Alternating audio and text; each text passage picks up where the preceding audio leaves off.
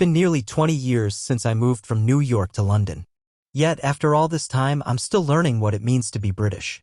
You would think that the transition from one English-speaking country to another would be pretty straightforward. In many ways it was, thanks to the overwhelming kindness of the Brits who welcomed me with open arms.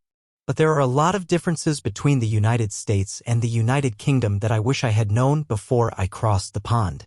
Whether you're thinking of moving to the UK or just heading over for a visit, here are some top tips to help you fit in with the locals and get the full English experience. Just because both countries speak English does not mean that we speak the same language.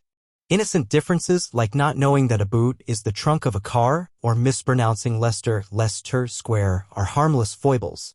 It's the naughty words that can get you into trouble. I learned this lesson the hard way when I went to the pub for the first time and someone accidentally spilled wine all over my white outfit. I leaped up and gasped, "Oh, my pants are all wet." Everyone within earshot burst out into hysterical laughter. I was so upset. Why was everyone being so mean when they could see my clothes were ruined? Kim Davis. Kim Davis. Courtesy Kim Davis. Then someone explained. In the UK, those things you wear over your legs are called trousers and pants are underwear. So, when I breathlessly announced my pants were wet, well, I was proclaiming to the entire pub that something very inappropriate was going on. When I realized my mistake, I wanted to crawl under the table with embarrassment. Of course, now I get the joke and can look back and laugh. But it turns out there are plenty of words that mean one thing in the US, but something completely different in the UK. I won't go into them here to spare you from clutching your pearls with shock. I'll simply point out that the English language is a minefield between our cultures.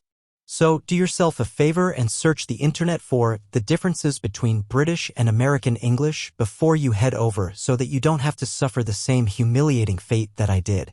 Get down to when I think of pubs in New York, I think of dark dingy bars where a fight is always brewing.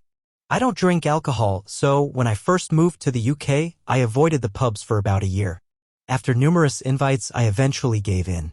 To my great surprise, I discovered that British pubs were nothing like I had imagined. Instead, they are lively social hubs where you can meet friends, play board games, read newspapers, work remotely, eat a fantastic meal, listen to live music, or participate in fun events like the pub quizzes.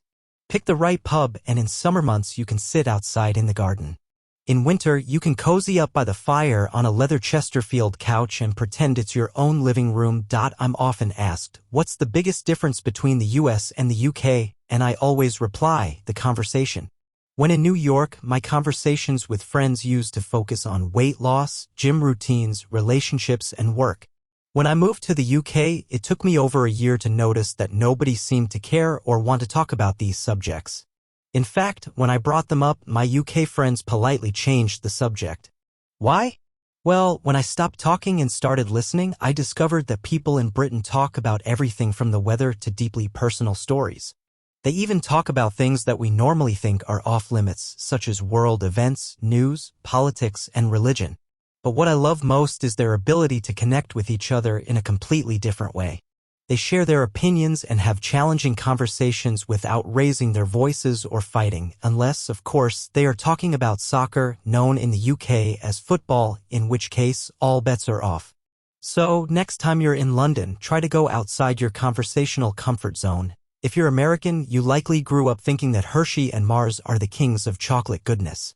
Then you move or visit the UK and Europe and try a bit of Cadbury's or Charbonnel E.T. Walker, and you quickly learn that your entire life has been a giant lie. I always loved the movie musical My Fair Lady, where Eliza Doolittle is a disadvantaged girl from London who is transformed into a cultured woman of high society. New York fashion is all black. We love it. It's elegant, it's timeless, it's slimming, it's easy to coordinate, it's perfection. When I brought my black wardrobe to London, I thought I was going to wow everyone with my sophisticated style. Instead, I was asked, "Are you going to a funeral?" at least 3 times a day, sigh.